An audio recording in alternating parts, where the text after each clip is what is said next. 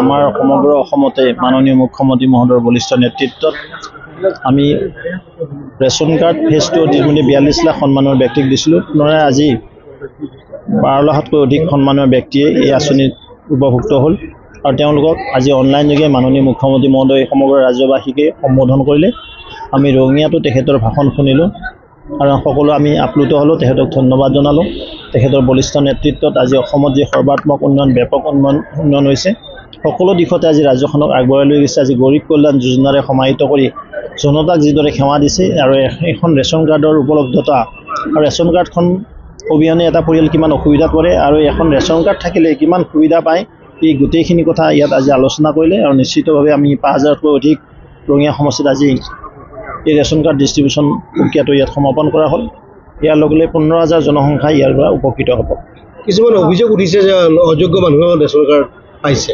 এতিয়া এইটো নাজানিলে অফিচাৰে কৰে আৰু অযোগ্য নে যোগ্য হয়, ৰেচন কাৰ্ড কাক দিব লাগে, কি নমছত আছে, সেই নমছত আছে যদি যোগ্য হয়, কাৰণ ইয়াততো কোৱালিফিকেশ্যনৰ প্ৰয়োজন নাই। মই কৈছোঁ ৰেচন কাৰ্ডটো এইটো মানে কি কয় এডুকেশ্যন কোৱালিফিকেশ্যন নিচিনা বস্তু নহয় যে মিনিমাম হায়াৰ ছেকেণ্ডেৰী পাছ লাগে, মিনিমাম মেট্ৰিক পাছ লাগে।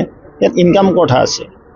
ইটাৰ ভাটাৰ মালিকে বা কাৰ নামত ভাটাটো দেখাই থৈ দিছে, নামতে ভাটা আছে, কিন্তু ঘৈণীয়েকে আজি পাইছে নহয় পাবও পাৰে। তেতিয়াহ'লে যেতিয়া এইটো ছাৰ্ভে কৰিছিল তেতিয়া সিহঁতৰ নামত ভাটাটো নাথাকিব পাৰে, কাৰণ ইটাৰ ভাটাটো জানেই আপোনালোকে বেনামী কৰি থৈ দিয়ে। কিছুমান মানুহৰ গাড়ী নাথাকে কিন্তু চলাই থাকে। আমি যদি RTI মাৰি চাই যে গাড়ী তেওঁৰ নামত নাই, কেনেকৈ কৰিব? যদি ভাটা তেওঁৰ নিজৰ নামত নাই, সেইটোতো আমি নোৱাৰিম নকৰিব।